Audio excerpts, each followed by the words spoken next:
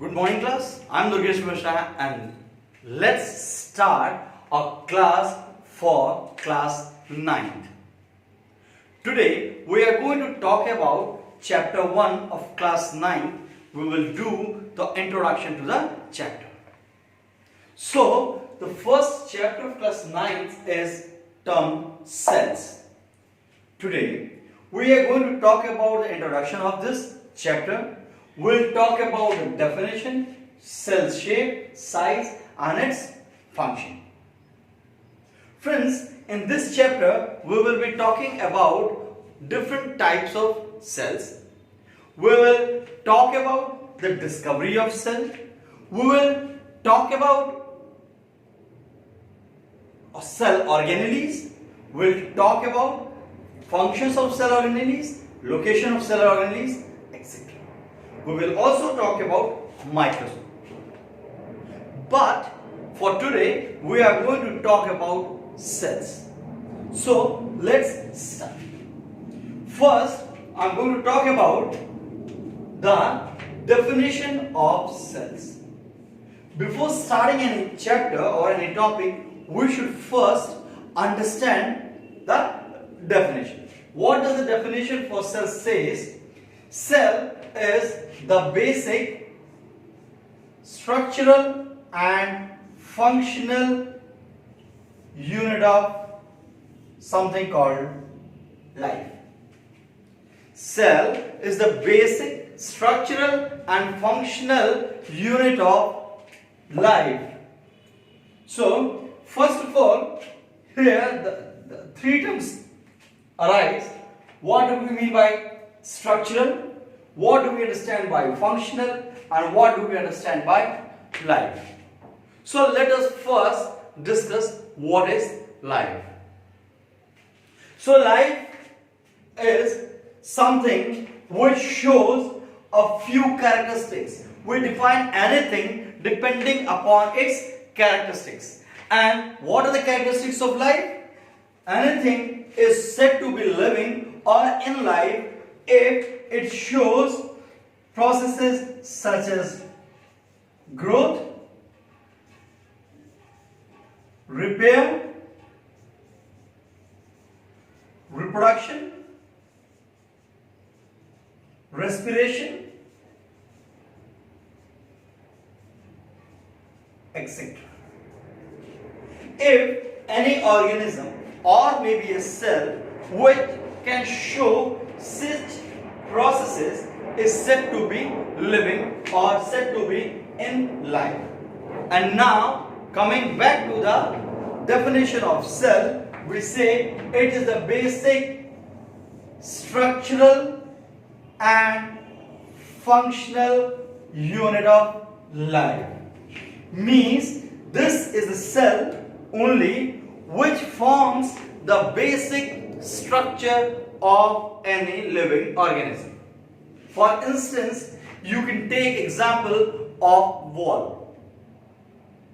If you see, if I ask you a question, what is the structural unit of wall? So you can say the bricks are the basic structural unit of wall. Why so? Because it is the wall brick out of which wall has been made. I mean to say, after joining too many bricks, a number of bricks, we have prepared a structure which we call a wall. Okay, so this is the basic structural unit of life. And also it is the basic functional unit of life.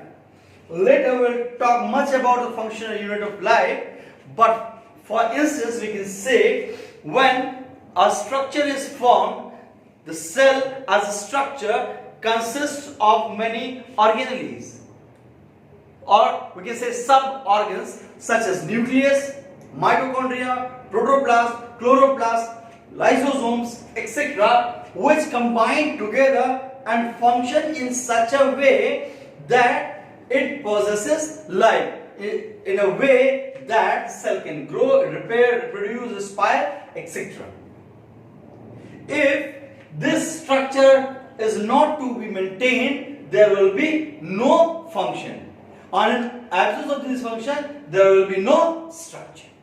So it is said that the cell is a basic structural and functional unit of life. Always remember these three things while defining a cell. Cell is the basic structural and functional unit of life. Now, it was in 1665 that a scientist called Robert Hooke, who was viewing a cork cell using simple microscope. Cork cell. Cork was generally used as bottle cap made up of wood.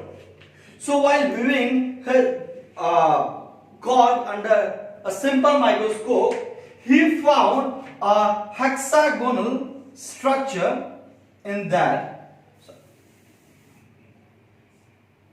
He found that the cork had a certain hexagonal structures.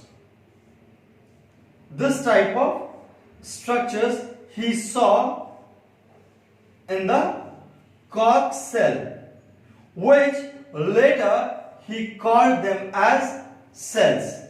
Cells basically in older literature was a term used to denote small rooms.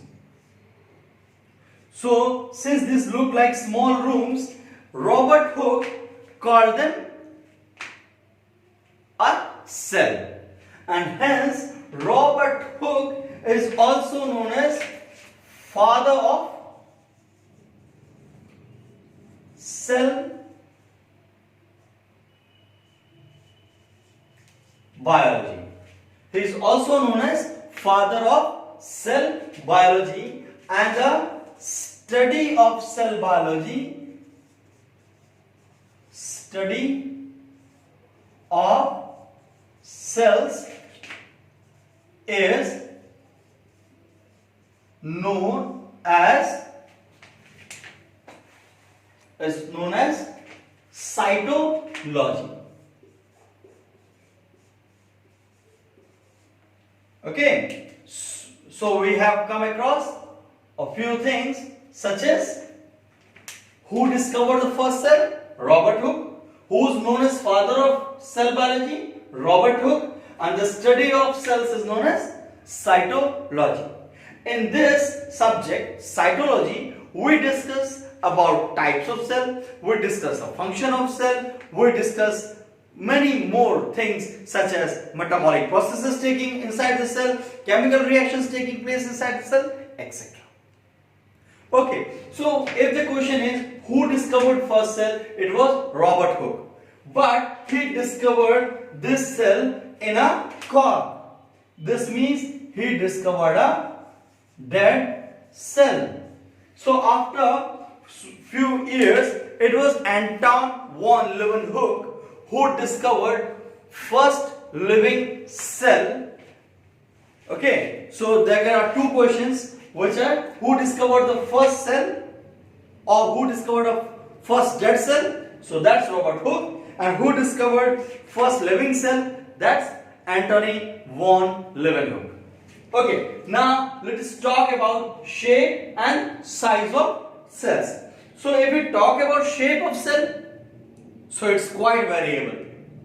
If we see, or we can add one more topic, organization.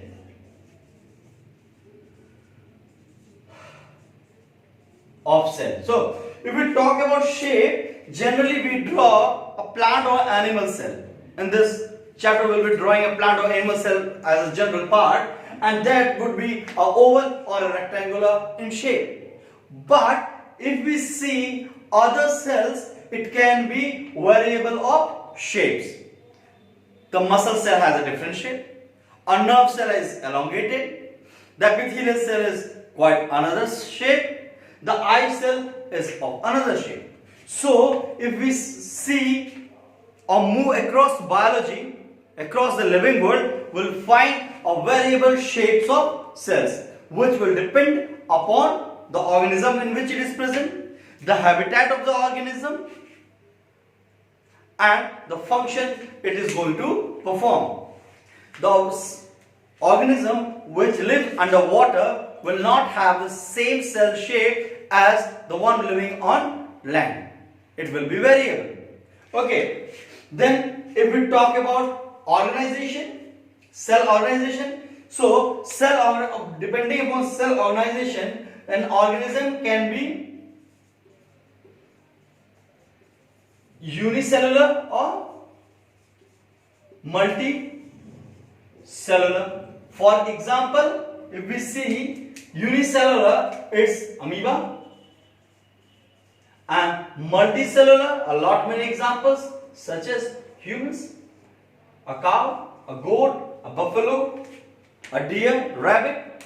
You can get a lot many examples of multicellular organisms.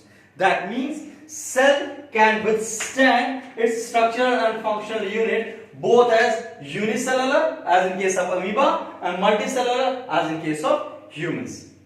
Okay, then size. The size of cell also depends on variable of characteristics.